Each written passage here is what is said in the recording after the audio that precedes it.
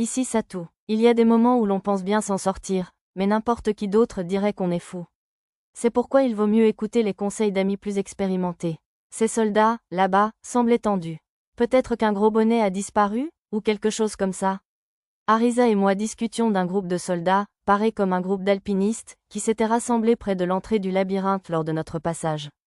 Ma carte montrait des personnages importants à l'intérieur du labyrinthe, comme des membres de la famille royale d'une nation voisine et un jeune comte, donc cela avait sans doute un rapport. Tiens, c'est dommage. La prochaine fois, on devrait peut-être passer 2 fois plus de temps dans le labyrinthe. Cette fois, nous reviendrions pile le jour prévu, mais il était possible qu'un incident nous empêche de rentrer à temps.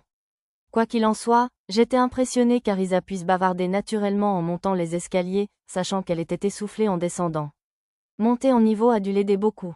On est le accent aigu, accent aigu, accent aigu, accent aigu, accent aigu. L'effrayant visage de la porte sourit, monsieur. Tama et Pochi ouvrirent la porte du labyrinthe, gravée d'un soleil souriant légèrement effrayant. On compte sur vous, capitaine Zéoron. Oui, monsieur, je promets de sauver votre ami coûte que coûte. De l'autre côté de la porte, j'entendis une voix familière, celle d'un professeur. Alors que nous émergions du labyrinthe et que nous étions dans la lumière des fenêtres, je vis un visage familier. P. Lorsque nos regards se croisèrent, il commença à prononcer mon nom, puis s'arrêta à mi-chemin. Aïe, je suppose qu'il avait oublié mon nom. Content de vous revoir, vicomte Siemon. C'était un noble de haut rang qui dirigeait un atelier de fabrication de parchemins dans l'ancienne capitale et qui était le frère aîné de mon ami Tolma. Contrairement à Tolma, un peu maladroit, cet homme se comportait comme un professeur particulièrement strict. Pardonnez-moi, mais je n'ai pas pu m'empêcher d'entendre. Si un de vos amis a disparu, permettez-moi de vous aider également. Cela pourrait ressembler à de la vantardise, mais compte tenu de mon talent unique, peu de gens au monde étaient aussi qualifiés que moi pour retrouver une personne disparue.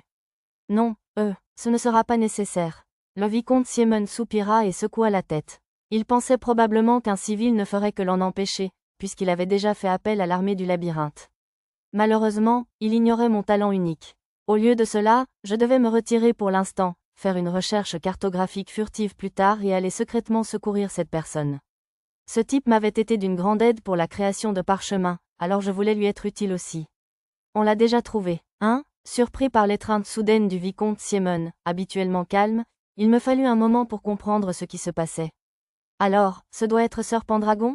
Surpris, l'officier Zéoron m'évalua du regard. Mon « oui fine » capta un murmure discret. Tu as bonne mine. Au début, je me suis demandé si ses yeux fonctionnaient, mais j'ai ensuite compris qu'il voulait probablement dire que j'avais l'air terriblement propre et en bonne santé pour quelqu'un qui errait dans le labyrinthe depuis des jours. Eh bien, je prenais un bain tous les soirs dans notre maison de vacances du labyrinthe, et je changeais de vêtements tous les jours.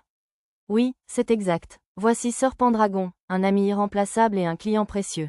Le vicomte Siemon finit par me libérer, puis me passa un bras autour des épaules et me présenta au capitaine Zéoron.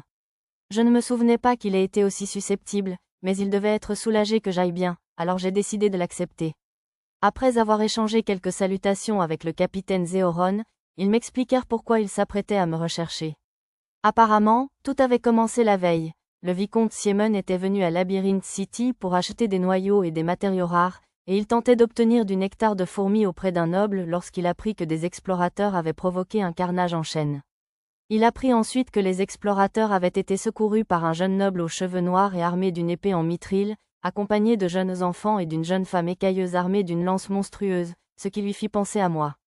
Puis, lorsqu'il envoya quelqu'un à la guilde des explorateurs pour s'enquérir de l'affaire, il apprit que j'étais devenu explorateur le jour du carnage en chaîne et que je n'étais pas revenu du labyrinthe depuis. Il demanda d'abord l'envoi d'une équipe de recherche, mais la guilde ne put le faire avant la date de retour demandée. Il se rendit donc directement auprès du général de l'armée du labyrinthe, rassembla des forces d'élite spécialisées dans l'exploration des labyrinthes et forma sa propre équipe de secours. Ils attendaient leurs guides explorateurs à mon arrivée. Bien sûr, le vicomte lui-même n'allait pas entrer dans le labyrinthe, mais il était venu parler au capitaine Zéoron. Malgré tout, j'étais content que la guilde des explorateurs soit une organisation aussi rigoureuse. S'il avait envoyé une équipe de secours sur place, cela n'aurait fait que compliquer les choses. Je suis vraiment désolé de vous avoir inquiété. Pas du tout, j'ai l'impression d'avoir tiré des conclusions hâtives, à en juger par votre apparence. En fait, je m'excuse d'avoir causé un tel désordre. J'ai incliné la tête devant le vicomte Siemon, qui me répondit de la même manière. Puisque le vicomte avait réussi à sauver la face, peut-être devrions-nous tous deux présenter nos excuses au capitaine Zéoron. Je vous l'ai dit, s'il est assez fort pour vaincre un démon de l'enfer mineur, même une grosse bande de monstres de la zone 4 ne pourrait pas l'égratigner. Le nouveau venu dans la conversation était un chevalier en armure. D'après l'affichage de Lara, il était de niveau 27 et faisait partie des hommes de Zéoron. Oui, vous aviez raison. Vous avez gagné, monsieur. Je ferai envoyer un tonneau de vin et 5 moutons à la caserne plus tard. Préparez de la bière, s'il vous plaît. On ne boit pas ça. Le chevalier eut un sourire en coin. Il n'avait pas de titre officiel, mais il était de la noblesse, alors j'étais surpris qu'il préfère la bière au vin raffiné. Capitaine, dois-je congédier les hommes en bas? Bien, laissez-moi réfléchir. Le capitaine Zéoron caressa sa barbiche, réfléchissant un instant avant de transmettre ses ordres. Dites au général que notre mission est accomplie et que nous accomplirons nos devoirs. Mission accomplie, répéta le messager. Nous accomplissons nos devoirs. Parfait. Allez-y. Le messager s'éloigna précipitamment. Devoir? Demanda le vicomte Siemon. Oui, le prétexte de cette mission, sur le papier, était d'éliminer des pillards, expliqua-t-il franchement. Puisque les formalités administratives sont terminées et que nous sommes tous équipés, nous allons simplement y aller et éliminer quelques pillards qui ont envahi la zone 2. Puis le capitaine se tourna vers le chevalier et sourit. Vous devez en avoir marre de l'entraînement, de toute façon? Il faut bien se défouler sur des salauds de temps en temps. Tiens, c'est agréable d'avoir un officier supérieur qui comprend. Après cet échange, le capitaine Zéoron et son chevalier s'excusèrent auprès du vicomte et entrèrent dans le labyrinthe. Peut-être aimait-il vraiment combattre les pillards, mais je supposais que c'était en partie pour que le vicomte Siemon et moi ne nous sentions pas coupables de leur faire perdre leur temps. À leur retour, je devrais aussi leur apporter à manger et à boire en guise de remerciement. Vicomte Siemon, je tiens également à remercier le général pour son attention. Comment dois-je procéder? Ne vous inquiétez pas, j'irai le remercier demain. En tant qu'ancien employé de bureau, je ne pouvais pas accepter cela sans broncher. S'il est préférable que je ne vous accompagne pas, je comprends, mais... Vous êtes un homme intègre, n'est-ce pas? Très bien, j'enverrai quelqu'un vous chercher demain après-midi. Le général Ertal préfère le vin doux. Je vais préparer des tonneaux, vous pourrez peut-être préparer des amuse-gueules appropriées pour les accompagner. Avec plaisir, si un remerciement aussi modeste est acceptable. Il n'y a rien de modeste là-dedans. Le vicomte Siemon parut presque agacé. Votre légendaire cuisine, miracle, vaut son pesant d'or. Vous l'avez prouvé dans la vieille capitale, et j'en suis sûr que le marquis Lloyd et le comte Owen en conviendront. Ces noms me rappelaient des souvenirs. Ces deux nobles, gourmets, semblaient vraiment apprécier mes plats, presque autant que mon groupe, ce qui valait bien la peine de leur cuisiner. Très bien, je veillerai à ne pas me rabaisser en matière de nourriture. Il me donna l'impression d'avoir été réprimandé par un professeur, et je pris ses paroles au sérieux. Bien, le vicomte Siemon s'éclaircit la gorge et changea de sujet. J'organiserai un banquet demain soir pour fêter votre retour sain et sauf. Vu le court préavis, je ne pourrai peut-être pas réunir tous mes nobles amis, mais je suis sûr qu'au moins la moitié d'entre eux seront présents. Il semblait vouloir me présenter à des nobles locaux influents. Il semblait y avoir des nobles plutôt turbulents ici aussi, comme Sokel, alors ce serait bien de savoir que j'en avais de bons à mes côtés. Il ajouta qu'il organiserait normalement le banquet dans quelques jours, mais qu'il partirait pour la capitale royale sur un vaisseau volant après-demain matin et ne reviendrait pas avant plusieurs semaines. Il ne pouvait plus attendre. Le vicomte Siemon semblait très occupé depuis notre première rencontre dans la vieille capitale, et je lui étais donc très reconnaissant de m'accorder du temps. Peut-être pourrais-je, lors du banquet, lui offrir un sort original qui pourrait lui être profitable en guise de remerciement. Le feu d'artifice semblait avoir du succès. Je pourrais peut-être combiner le fil magique et la lumière de mana pour créer des lucioles librement contrôlables. J'avais déjà analysé les modules correspondants, donc je pourrais probablement le faire dès le lendemain. Jeune noble, entendis-je une jeune femme crier du côté de Selivra City. Dieu merci, vous allez bien. Les deux explorateurs des ailes adorables, sauvés lors du carnage en chaîne, accoururent pour m'embrasser. Le dieu de fer, Arisa et Mia, réussit à couper court à l'étreinte, mais je pus admirer la musculature de mademoiselle charmante et les courbes douces de mademoiselle beauté. Ils semblaient tous deux penser que nous nous étions perdus au milieu du carnage. Je suis content que vous alliez bien aussi. Merci à vous, monsieur. Oui, vous nous avez vraiment sauvés. Après nos petites retrouvailles, le vicomte Siemon informa les deux explorateurs que leur service d'explorateur ne serait plus nécessaire et les récompensa pour leur peine. Il m'expliqua qu'il prévoyait d'engager les deux femmes comme guides du labyrinthe pour l'équipe de recherche. Après avoir remercié le vicomte, elles dirent qu'elles devaient se mettre au travail pour l'instant et s'enfoncèrent dans le labyrinthe. Puisqu'elle avait causé des ennuis à l'armée du labyrinthe en déchaînant les ravages, elle cherchait à payer une amende. Après tout, Elles étaient considérées comme en partie responsables, avec Bessot et son groupe, de l'exploration de la fourmilière du labyrinthe. L'amende était si élevée que même l'argent du nectar de fourmis ne suffisait pas à la rembourser. Bien qu'elles aient esquivé ce point, j'ai supposé qu'elles avaient payé leur manque avec de l'argent emprunté. Une fois les deux femmes parties, le vicomte Siemon annonça son retour en ville. Après l'avoir salué avec ses serviteurs, mon groupe et moi nous sommes dirigés vers le comptoir commercial de la guilde. Félicitations pour votre retour sain et sauf. Merci, dis-je à l'employé de la guilde avec un sourire. Comment s'est passée votre exploration? Nous avons des carottes, des matériaux pour les fourmis du labyrinthe et de la viande de grenouille du labyrinthe. J'ai posé un sac à bandoulière plat sur la table, et l'employé de la guilde a souri, pensant sans doute que nous n'avions pas rapporté grand-chose. Arisa a esquissé un sourire malicieux en regardant le visage de la vendeuse puis le mien. D'abord, 137 noyaux. Quoi? J'ai ouvert le sac, qui était en fait un sac de garage magique, et j'en ai sorti 5 sachets remplis de noyaux. Le visage de la vendeuse s'est figé. Ouvrant l'un des sachets, je lui ai montré les noyaux.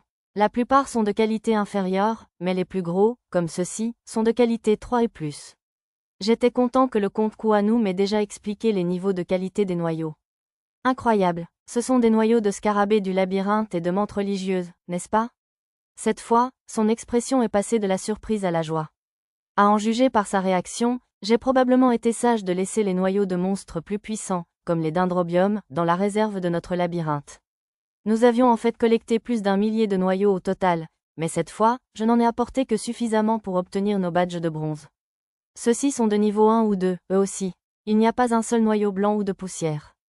D'après les informations qu'elle m'a données plus tard, poussière était un surnom pour un petit noyau de moins de 30 grammes. Je me souvenais des petits noyaux blancs que nous avions obtenus sur des haricots ambulants et des pommes de terre sauteuses. Je comprenais pourquoi on les considérait comme de la poussière. Est-ce suffisant pour accéder au badge de bronze?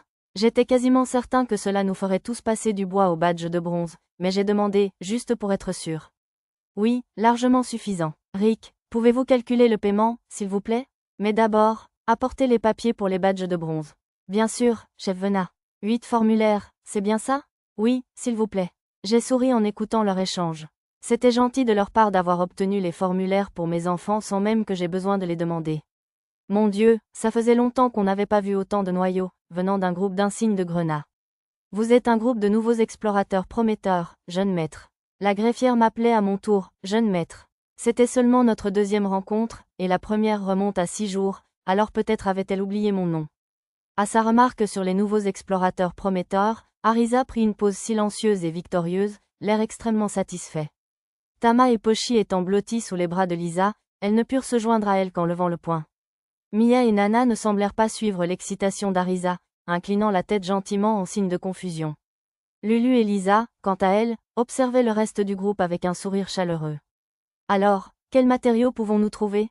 La greffière de la guilde semblait excitée tandis que je commençais à produire nos matériaux à partir du sac de garage. Voici 7 carapaces de fourmis labyrinthiques. La greffière rayonnait, et 10 bras de lame de fourmis gardiennes. Hein? La surprise commença à se lire sur son visage. Oh, et 3 paires d'ailes de fourmis d'élite pour fabriquer des épées de fourmis-ailes. Des ailes de fourmis? Son visage était figé par le choc, comme si elle avait vu quelque chose d'incroyable. Les fourmis gardiennes et les fourmis d'élite étaient des monstres que nous avions rencontrés en entrant dans la fourmilière après nous être séparés des dames des belles ailes. Elles étaient plus fortes que les fourmis du labyrinthe, mais mon groupe les a vaincus sans problème. J'avais plus de pièces que je ne pouvais en compter dans les réserves, mais j'ai décidé de n'en rendre qu'un nombre cohérent avec la durée de notre séjour. Vous n'êtes pas entré dans la fourmilière, n'est-ce pas? L'exclamation de la vendeuse était teintée de reproche. Je ne pouvais pas lui en vouloir. Plus de la moitié de mon groupe était composé d'enfants, ou du moins en avait l'air, alors c'était choquant que je les emmène dans une fourmilière de monstres pour leur première visite dans le labyrinthe. De son point de vue, j'étais sûre qu'elle voulait me réprimander. Non, elle rôdait autour du nid. C'était peut-être à cause du saccage de la chaîne. J'ai utilisé ma compétence « fabrication » pour me trouver une excuse. Techniquement, ce n'était pas un mensonge. Les matériaux que je lui avais donnés provenaient principalement de fourmis trouvées à l'extérieur du nid. Je ne voulais pas faire de grabuge, alors j'ai décidé de dissimuler le fait que nous étions bel et bien entrés dans le nid. Et voici la viande de 3 grenouilles du labyrinthe. Avec l'aide de Lisa, j'ai produit la viande de grenouille du labyrinthe, que nous avions découpée en morceaux de 50 kilos. C'est beaucoup. Yui, mesure le poids, s'il te plaît. Oui, chef Venat. Un homme âgé en tablier a commencé à peser la viande de grenouille sur une balance. Ce doit être la dernière, n'est-ce pas? Aucun de ces matériaux n'est interdit à Labyrinth City, et ils sont tous sur la liste des matériaux demandés. Sur ces mots, le commis s'est arrêté, pensif. Cependant, nous ne pouvons payer que jusqu'à un certain montant pour certains d'entre eux, je vous recommande donc de les apporter aux ateliers et aux distributeurs listés sur ce tableau. J'ai été surpris que la femme ne privilégie pas les profits de la guilde. Est-ce vraiment acceptable de recommander quelque chose comme ça? Oui, même si nous sommes appelés la Guilde des Explorateurs, nous sommes en réalité une organisation publique gérée par le département des ressources des labyrinthes du royaume de Shiga. C'était logique, les labyrinthes étaient de véritables mines de ressources précieuses. Bien sûr, le roi du royaume de Shiga avait son mot à dire dans leur gestion. Tous les bénéfices servent aux frais de fonctionnement, mais la majeure partie provient de la collecte de noyaux de monstres fixes. Ah oui, il était obligatoire de vendre les noyaux au gouvernement. Le programme d'échange de la guilde vise principalement à garantir que les explorateurs peu versés en commerce ne se fassent pas exploiter par des marchands mal intentionnés. Une fois que les explorateurs atteignent un certain niveau de richesse, ils peuvent acheter de meilleurs équipements, ce qui augmente leurs chances de survie. Tout revient donc à s'assurer qu'ils puissent continuer à collecter des noyaux, hein? J'aimerais quand même vendre la plupart de la viande de grenouille ici, si ça vous va. Tu es sûr? Avec cette qualité, tu pourrais la vendre 2, voire 3 fois plus cher que ce que nous pouvons te proposer ici. C'est bon, je n'ai de relation d'affaires avec aucun marchand en particulier. Je me suis senti un peu mal de la voir si inquiète, mais j'avais surtout apporté ce truc ici pour voir sa réaction, alors je n'avais pas envie de le traîner jusqu'à un atelier pour le vendre. Je pourrais m'en occuper une fois que j'aurai fait quelques contacts à Labyrinth City. Très bien, veuillez remplir ces formulaires pendant que nous terminons nos calculs. Les seuls champs obligatoires étaient nos noms et nos numéros de badge en bois. À part ça, il contenait simplement la mention « à rapporter le nombre approprié de noyaux du labyrinthe et demande une promotion au badge de bronze ». C'est un formulaire assez simple. Eh bien, bien souvent, ceux qui souhaitent devenir explorateurs ne comprennent rien de trop compliqué, expliqua le commis. Vu le faible taux d'alphabétisation de ce pays et le manque d'écoles et d'autres lieux d'apprentissage, je supposais que c'était inévitable. Une fois que vous aurez choisi le nom de votre groupe, veuillez l'écrire au-dessus de vos noms. Ah oui, nous n'avions pas encore choisi de nom de groupe. Quel nom devrions-nous donner à notre groupe? Comme rien ne me venait à l'esprit, j'ai demandé au reste du groupe. Arisa fut la première à faire une suggestion. Sœur Pendragon et ses amants. Non, Pochi est maître. Oh, tu ne veux pas de nous autres, Pochi? Taquina doucement Lulu. Bien sûr que si. Appelons-le Pochi et maître et Tama et Lisa et Lulu et Mia et Nana et Arisa. Silung, même Tama trouvait la modification un peu ridicule. On devrait peut-être choisir quelque chose de plus court. Tueur de seigneur démon, ça ne fait pas trop penser à un titre? Ce serait pénible si quelqu'un croyait à ce nom, et sinon, la plupart des gens se moqueraient probablement de nous parce que nous sommes des héros en herbe. Escadron de protection des larves, je propose. Quoi? Alors on serait coincé à protéger tous ces enfants à l'extérieur du labyrinthe. Même si j'aimerais au moins m'assurer qu'ils ne meurent pas de faim. Il n'y a pas de soupe populaire dans cette ville ou quelque chose comme ça? J'aime bien, Sœur Pendragon et ses chers amis. Lulu, tu es vraiment la sœur d'Arisa. Qu'est-ce que tu veux dire par là, mademoiselle Lisa? Le penchant d'Arisa pour le côté ringard inspiré de l'air Showa déteignait sur Lulu. Amis des fées. Bon, on est amis, mais ça ne ressemble pas vraiment à un nom de fête, si? Tama était le seul à ne pas avoir fait de suggestion. Escouade carnivore? Escouade mangeuse de poulet frit. Escouade mangeuse de parfait au chocolat. La suggestion de Tama déclencha une série d'idées similaires chez le reste du groupe. Était-il simplement en train de dire ce qu'il voulait manger sous prétexte de suggérer un nom pour le groupe? En parlant de parfait au chocolat, il faudrait que je contacte bientôt Néalelfe pour voir où en étaient ses expériences de fabrication de chocolat. À ce rythme-là, nous ne trouverions jamais de nom pour le groupe, alors pour l'instant, j'ai simplement inscrit mon nom de famille. Après avoir vérifié que tous les formulaires étaient corrects et les avoir remis, l'employé de la guilde les a signés de la mention « Réception des noyaux confirmés ». Superviseur de la porte du labyrinthe, Vena, puis les a rangés dans un dossier. La demande est complète. Vos insignes de bronze devraient être prêts d'ici 3 jours environ. En attendant, veuillez garder vos insignes de bois sur vous. Elle ajouta que nous pourrions récupérer les insignes à la guilde de l'Est une fois terminée. En attendant la fin des calculs, j'ai interrogé la greffière au sujet des taxes, des frais de manutention, etc. Elle me fixa un instant, surprise, avant de jeter un coup d'œil à mes vêtements aristocratiques et de paraître satisfaite. Elle trouvait sans doute inhabituel qu'un explorateur s'intéresse à des choses comme les taxes. Les taxes sur les noyaux vendus ici sont déduites d'avance, dit-elle, puis me jeta un coup d'œil pour s'assurer que j'avais bien compris avant de poursuivre. Hormis les noyaux, tout ce que les explorateurs rapportent du labyrinthe est exonéré de taxes. Exonérés de taxes? Oui, car notre priorité est la récupération sûre et régulière des noyaux. Quoi? Dans mon esprit, les sociétés féodales taxaient toujours les roturiers autant qu'elles le pouvaient. Nous prélevons des impôts partout où nous le pouvons, ajouta-t-elle avec un clin d'œil. Ils doivent plutôt prélever des sommes considérables auprès des marchands et des artisans. J'ai terminé les calculs, chef. Cela aussi. Après avoir reçu les résultats des calculs de ses laquais, la greffière en chef m'en informa. La valeur des noyaux varie selon leur taille, leur grade et les dommages éventuels à la surface. En examinant le morceau de papier, j'ai constaté que les noyaux de fourmis du labyrinthe valaient une pièce de cuivre chacun, tandis que ceux de grenouilles du labyrinthe valaient 2 pièces d'argent chacun. J'avais également inclus un noyau provenant d'un des monstres de niveau 30 que mon groupe éliminait en masse chaque jour, juste pour référence. Particulièrement gros, il valait 5 pièces d'or, une différence significative. Les prix varient beaucoup, n'est-ce pas? Oui, les grades 3 et supérieurs sont très recherchés pour les potions et les outils magiques, et de nombreux outils ne peuvent être fabriqués qu'avec des noyaux d'une certaine taille ou plus. Cela expliquerait l'énorme différence de prix. Les noyaux des baleines, comme le poisson géant Topkezera, étaient d'un rouge plus profond que le rouge de grade 9. Je n'avais pas l'intention de les vendre, mais j'étais un peu curieux de savoir combien ils valaient. Voici le prix que nous pouvons payer pour les autres matériaux. Jetez-y un coup d'œil. J'ai examiné l'autre papier que le greffier de la guilde m'a remis. Au prix d'achat de la guilde, les 7 carapaces valaient 14 pièces d'argent au total, les 10 bras tranchants 40 pièces d'argent et les 3 ailes de fourmis 6 pièces d'argent. Si je les apportais à un atelier, les carapaces et les lames valaient bien plus cher, tandis que les ailes intactes valaient 2, voire 3 pièces d'or chacune. Soit dit en passant, 2 livres de viande de grenouille valaient environ une pièce d'argent. La chasse aux grenouilles était peut-être plus rentable que la chasse aux noyaux.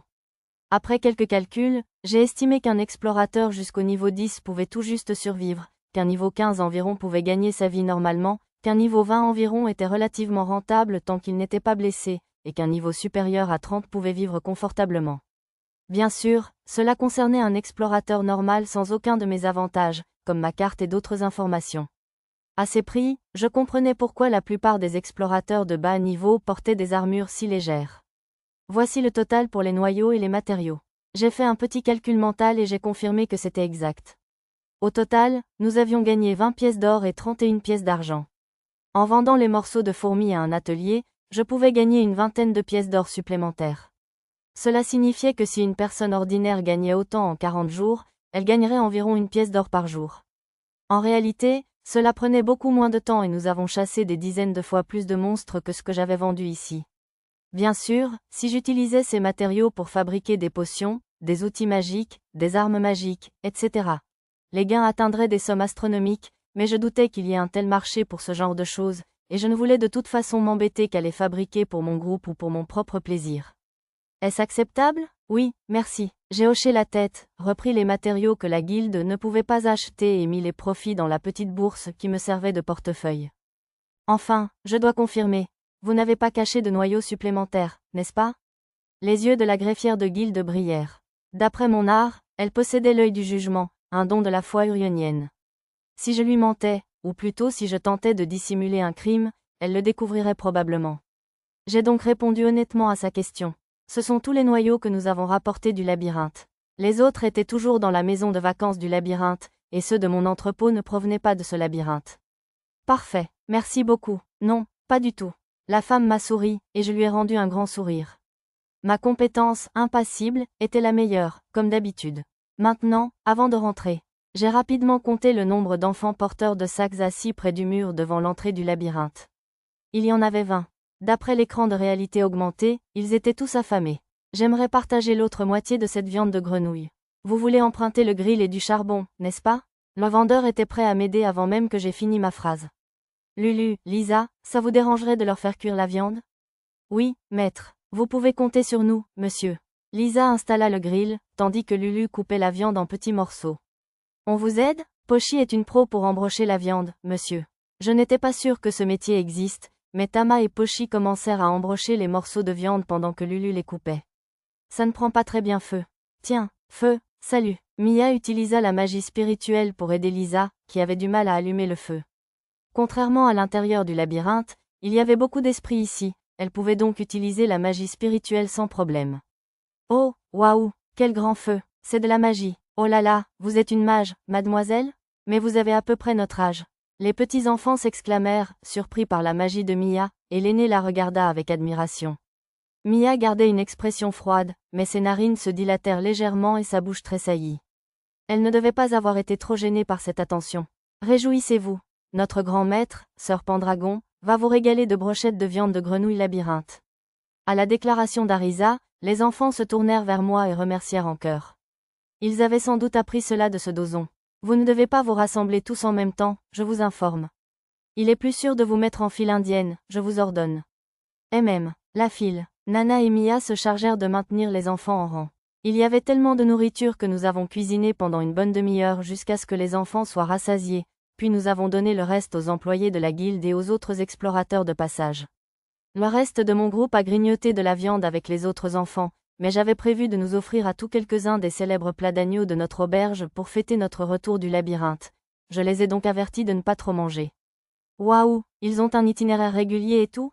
La guilde des explorateurs avait une calèche qui partait toutes les 2 heures de la guilde ouest, à l'entrée du labyrinthe, pour rejoindre la guilde nord où nous avions demandé nos badges d'explorateurs. Cela ressemblait plus à une charrette qu'à une vraie calèche fermée, cependant.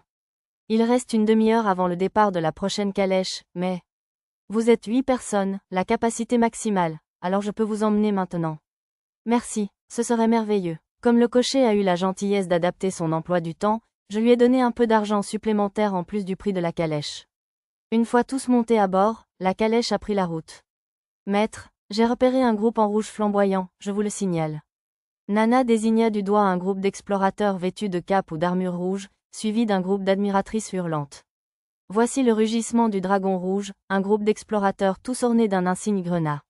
Le type au fourreau rouge est leur chef, le baronnet Gélil. Son surnom est le noble écarlate. Il a l'air faible, mais il est tellement doué qu'on raconte qu'il est le prochain membre des 8 épéistes de Shiga. Pendant que le chauffeur expliquait, j'ai vérifié ces informations avec l'art. Le baronnet Gélil avait un niveau inhabituellement élevé de 45.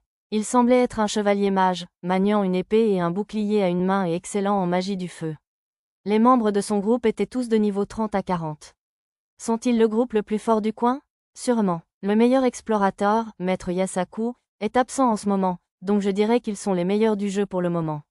Alors, pour l'instant, ce Gélil et sa bande seront nos rivaux. Reçu? Travaillons dur pour être les plus forts, monsieur.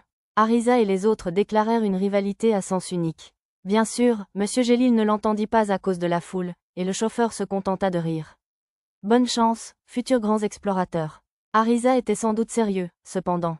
En réalité, nous avions déjà un meilleur équipement que son groupe. Ce n'était qu'une question de temps et de travail. Il y a plein de boutiques pour les explorateurs par ici. Le quartier artisanal est près de la porte sud. La calèche passa devant la guilde ouest et s'engagea dans une rue étroite entourée d'un fouillis de boutiques. Tout en écoutant le chauffeur, je contemplais les boutiques et les piétons qui déambulaient. Les aqueducs de cette ville sont horriblement sales. Ils n'utilisent probablement pas cette eau pour cuisiner, n'est-ce pas? Arisa baissa les yeux vers l'eau, qui contenait des déchets et des restes de nourriture. Si, on la prend juste d'une partie qui n'est pas sale, c'est tout. Sérieux? S'exclama Arisa. Je devais admettre que j'étais moi aussi assez choquée.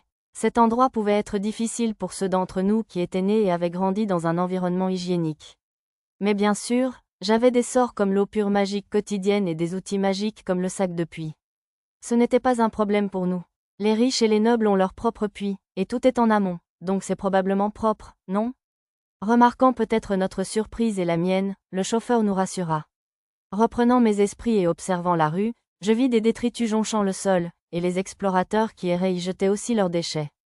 Au moins, il n'y avait pas de déjections humaines dans les rues comme dans l'Europe médiévale. D'après ma carte, cet endroit possédait bien un système d'égouts, même s'il n'était pas aussi vaste que celui de l'ancienne capitale. Maître, les larves qui se cachent dans les ruelles n'ont pas l'air en bon état, à mon avis. Nana désigna quelques enfants affalés dans l'ombre des ruelles. Ouais, ce sont des enfants qui ne trouvent pas de travail. Ils ont sûrement perdu connaissance à cause de la faim, tu vois. Ils n'ont pas un cercle de voleurs secrets, ou quelque chose comme ça? Non, pas vraiment. Beaucoup de boutiques de Labyrinth City sont tenues par d'anciens explorateurs, alors les voler, c'est risquer sa vie. De plus, même les primo-délinquants sont envoyés dans les mines. Le vol est le dernier recours. Le chauffeur dissipa rapidement les illusions romantiques d'Arisa. La ville semblait plutôt dure. S'il y avait des temples qui distribuaient de la nourriture aux enfants mal nourris, je leur laisserais une grosse donation. C'est un peu bizarre par ici, alors n'entrez pas dans ces boutiques de quartier à moins de savoir de quoi il s'agit. Plein de gens dangereux et de kidnappeurs. La voiture franchit une petite arche et déboucha dans une rue qui était manifestement le quartier des plaisirs. Quelque chose y émanait une délicieuse indécence. Aucune beauté ne saluait les portes, alors je ne comprenais pas pourquoi c'était si excitant. Je n'allais rien dire, bien sûr. Après avoir quitté ce quartier, nous étions sur la route principale reliant les portes nord et sud, et nous atteignîmes bientôt la zone animée devant la porte nord. Maître, je vous informe que nous traversons le mur intérieur. Passé sous le mur qui séparait les quartiers des nobles, le paysage se transforma en une rue calme, peu passante. Ces grands bâtiments là-bas appartiennent à des comtes et des vicomtes, et la plupart près du mur sont des barons, des baronnets, etc. Il y a aussi des résidences un peu plus loin, pour des familles de chevaliers héréditaires multigénérationnels. Il semblait y avoir de nombreuses distinctions entre les classes. Les chevaliers honoraires et autres nouveaux nobles de ce genre ont tendance à vivre près des remparts. Certains d'entre eux, qui n'apprécient pas les formalités de la noblesse, vivent même hors des murs. D'après mon écran de réalité augmentée, beaucoup de maisons du quartier étaient vides. Il est fort probable qu'on ne puisse pas obtenir une grande maison comme celle-ci sans un statut familial élevé. Le chauffeur a continué à nous donner des informations utiles jusqu'à notre arrivée devant la guilde de l'Est. Bonjour, j'aimerais prolonger mon séjour à l'auberge. Ça vous va? Nous sommes retournés à l'auberge où nous avions réservé une chambre où nous n'avions pas encore passé une seule nuit. Je payais cher cette chambre, alors ce soir, nous en profiterions pleinement. C'est du moins ce que je pensais. Est-ce Sir Pendragon? Vais-vous être vivant? Je vous croyais mort. Mais la réponse de l'aubergiste était plutôt dérangeante. Eh bien, je suis ravi que vous alliez bien. Oui, vous pouvez prolonger votre séjour. Je suis vraiment désolé, mais votre chambre est en train d'être nettoyée. Pour l'instant, veuillez patienter dans le hall. Nous ne facturerons pas de frais supplémentaires, bien sûr. L'aubergiste était très suspicieux. Ses yeux se perdaient dans tous les sens. Juste à ce moment, Tama et Pochi revinrent en courant après avoir vérifié l'état des chevaux. Ils sont partis? Les rhinosaures et la calèche ne sont pas là non plus, monsieur. Oh, qu'est-ce que c'est que ça? Nos regards se sont tous tournés vers l'aubergiste. Arisa et Lisa, surtout, le foudroyaient du regard. Vos chevaux sont sortis faire leur exercice habituel au pâturage. La voiture était sale, alors nous la polissons actuellement dans un atelier spécialisé dans les voitures de luxe. C'est un service gratuit de l'auberge, bien sûr. Je vois, il a dû me croire morte et a essayé de les vendre. C'est vrai, cette voiture a été spécialement fabriquée par un maître de la vieille capitale. Elle vaut bien plus de 200 pièces d'or. Elle ne sera ni rayée ni salie dans cet atelier, j'espère? Bien sûr que non, monsieur. J'ai décidé de faire un peu souffrir l'homme pour ses péchés. Lisa, Nana, je suis inquiète. Pourriez-vous aller vérifier la voiture? Non, ce ne sera pas nécessaire. Vous devez être épuisé, puisque vous revenez du labyrinthe. On a reçu de très bons morceaux d'agneau aujourd'hui, alors, que diriez-vous d'un repas? J'envoie quelqu'un chercher vos chevaux et votre calèche immédiatement. Si ça ne vous dérange pas de manger un morceau en attendant, Ce type semblait être un escroc bien trop modeste pour tenir une auberge aussi chic. Peut-être était-ce un gendre ou quelque chose du genre qui cherchait à arrondir ses fins de mois. Tout le monde, cet aimable aubergiste dit qu'il nous offrira un festin d'agneau. Remercions-le, d'accord? En guise d'amende pour sa supercherie, je me suis dit qu'il pourrait au moins nous offrir un bon repas. Les plus jeunes l'ont tous remercié chaleureusement.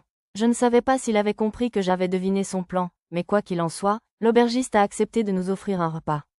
Après notre délicieux festin, nos chevaux et notre calèche ont été ramenés sains et saufs à l'auberge. La nourriture était délicieuse, et les chevaux n'avaient pas été remplacés, alors j'ai décidé de laisser tomber.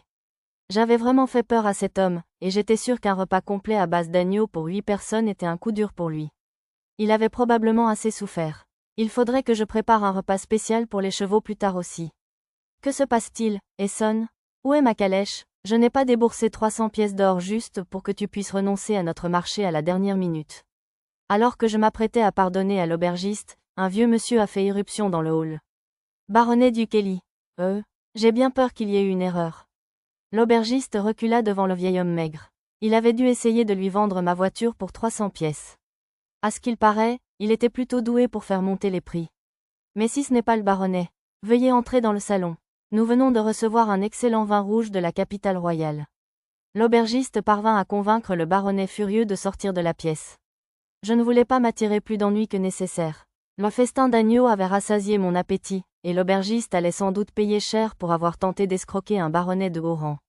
Je ne voulais pas rester dans une auberge en laquelle je ne pouvais pas avoir confiance, alors je décidai de trouver un autre endroit où loger. Nous pourrions aller voir si le manoir du Lierre était habitable, et sinon, Le vicomte Siemon ou l'un de ses amis pourrait sûrement nous suggérer un bon endroit. Ce serait amusant de mettre un saut de retour quelque part en ville et de vivre aussi dans notre maison de vacances labyrinthique.